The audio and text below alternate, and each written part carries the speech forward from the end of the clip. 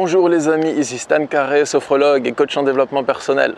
Dans cette vidéo, je vais vous donner les 3 raisons principales pour lesquelles les personnes hypersensibles, hyper-empathiques souffrent en relation de couple. La première raison, c'est parce qu'ils sont hypersensibles, assez logique, mais hypersensible, ça veut dire aussi hyper-émotif, avec un mental hyperactif, donc plus de souffrance. Les hypersensibles, ils ressentent les émotions positives plus intensément, mais aussi les émotions liées à la souffrance plus intensément. Donc c'est dans le mécanisme de l'hypersensibilité, c'est naturel que la souffrance soit peut-être plus élevée que chez certaines personnes qui ne sont pas hypersensibles. Mais il y a du bon là-dedans, dans le fait que votre souffrance soit plus élevée, parce que votre souffrance émotionnelle, elle témoigne de bugs qu'il y a dans votre mental, d'incohérences logiques qu'il y a dans votre esprit. Et du coup, cette souffrance qui est là, peut-être qu'elle fait mal, peut-être que c'est difficile et je sais, je le conçois, mais par contre, ça peut vous amener à évoluer comme vous ne l'auriez pas pu le faire si cette souffrance n'était pas présente. Donc moi ce que je veux dire, c'est pas forcément que la souffrance, on peut dire que c'est bien, on peut être content de souffrir, mais par contre on peut en tirer le côté positif, et le côté positif c'est pas de se lamenter sur cette souffrance, mais de se dire ok, elle est là, donc j'arrive pas à la dégager, donc comme elle est là, je vais essayer d'en tirer un côté positif et de m'en servir pour évoluer. La deuxième chose qui peut faire que les hypersensibles, que les personnes hyperempathiques souffrent dans le couple, c'est leur hyperempathie. Donc l'empathie, c'est la capacité de ressentir ce que ressent l'autre au niveau des émotions et d'être attentif à l'état mental de l'autre. Donc c'est vraiment une capacité de perception. Vous vous imprégnez de ce que ressent l'autre dans ses émotions, dans son esprit. Les personnes qui sont hyperempathiques, elles souffrent parce que surtout dans le couple, parce qu'elles ont à cœur que leur partenaire de couple soit heureux. Donc il est possible qu'elles se forcent à faire des choses qui ne sont pas bonnes pour elles, qu'elles se forcent à faire des choses qui ne correspondent pas forcément avec leur alignement, dans le but de faire plaisir à leur partenaire de couple. Donc rester en couple par culpabilité ou faire beaucoup de choses en couple par culpabilité, c'est quelque chose que peuvent rencontrer souvent les personnes hypersensibles et hyperempathiques. Si c'est votre cas, n'hésitez pas à taper Stan Carré culpabilité dans le moteur de recherche de YouTube juste en haut et vous verrez que j'ai fait plusieurs vidéos sur le sujet pour vous expliquer comment en sortir. Troisièmement, et c'est peut-être une des raisons majeures et une des raisons dont on ne parle jamais en vidéo, j'ai entendu personne en parler en vidéo en tout cas, c'est la prise de conscience. Dans le sens où la personne qui est hyper empathique évolue très vite.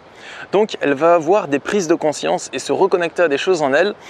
Et ces prises de conscience, c'est peut-être des prises de conscience que personne de son entourage ne partage. Donc elle va être seule dans tout son entourage, des fois, ça arrive, à avoir une nouvelle prise de conscience, à avoir compris quelque chose de nouveau, à se dire mais en fait, ce que je vis là, c'est pas sain pour moi, c'est pas bon pour moi, je serais mieux si ça c'était pas là. Et la personne hyper empathique, elle va avoir ce genre de prise de conscience assez fréquemment. Mais par contre, dans son couple, si elle n'est pas avec une autre personne qui est hyper empathique, il se peut que l'autre personne n'ait pas du tout cette prise de conscience, ne la conçoive même pas, ne la comprenne pas et peut-être même juge la personne empathique. Il se peut que la personne empathique, elle soit seule dans tout son entourage à avoir cette prise de conscience, donc elle peut la partager à la personne. Et il n'y a personne qui va lui dire « mais oui, moi aussi je pense comme ça, t'es pas fou, t'es pas folle ».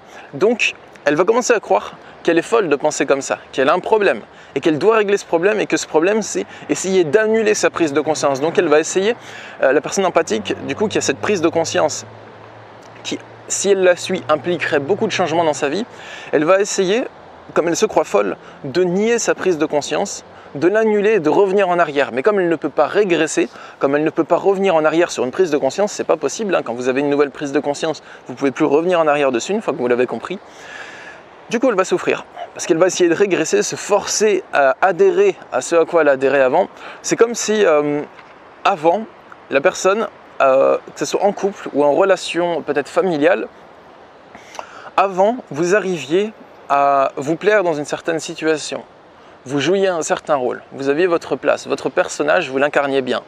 Mais maintenant, vous avez évolué, donc vous n'arrivez plus à rentrer dans la même émotion, dans la même énergie que vous aviez avant, pour vous conformer à une situation précise. Comme vous n'y arrivez plus, soit vous évoluez, vous passez à autre chose, vous laissez peut-être certaines personnes derrière vous, peut-être que vos rapports changent avec certaines personnes, ou bien vous vous forcez à adopter l'émotion que vous aviez au préalable, il y a quelques années, vous vous forcez à jouer un rôle pour plaire aux autres, tout simplement. Ça peut arriver dans le cas d'une famille toxique. Par exemple, si vous avez des parents qui sont toxiques pour vous et qui ne comprennent pas que vous avez grandi, qui ne comprennent pas que vous n'êtes plus le petit enfant soumis que vous étiez quand vous étiez petit. Donc vous êtes obligé de rentrer dans la peau de ce petit enfant, histoire de pouvoir communiquer avec eux, parce que si vous ne le faites plus et que vous assumez pleinement votre énergie d'adulte actuellement, mais vous ne pouvez plus trop leur parler. Donc voilà, ça c'est les 3 points principaux pour lesquels les hypersensibles, hyperempathiques souffrent. Le premier point, c'est l'hypersensibilité en soi qui fait une hypersouffrance. Le deuxième point, c'est l'hyperempathie qui peut pousser au sacrifice. Et le troisième point, c'est la prise de conscience qu'on peut renier. Donc quand on les accepte, c'est un cadeau, une bénédiction, une joie. Mais souvent, c'est difficile d'accepter des grosses prises de conscience qui peuvent générer beaucoup de chamboulements dans notre vie. C'est difficile de les accepter, du moins dès qu'elles se pointent. Ça peut mettre du temps d'acceptation. Si cette vidéo vous a impacté, si vous estimez que c'est important de la partager ou de la faire découvrir à d'autres personnes, eh bien n'hésitez pas à la partager sur vos réseaux sociaux. Sachez que je suis disponible pour des consultations de coaching en développement personnel. Vous pouvez me contacter, il y a le lien dans la description. J'accompagne les personnes qui sont justement hypersensibles, hyperempathiques à comprendre leurs émotions, à les dépasser et à ne plus souffrir, à atteindre leurs objectifs dans la vie, à dénouer leur esprit et à apaiser leurs émotions tout simplement. Et n'hésitez pas à vous abonner à ma chaîne YouTube si ce n'est pas déjà fait pour ne pas manquer mes prochaines vidéos. Moi je vous dis à bientôt, prenez soin de vous, au revoir.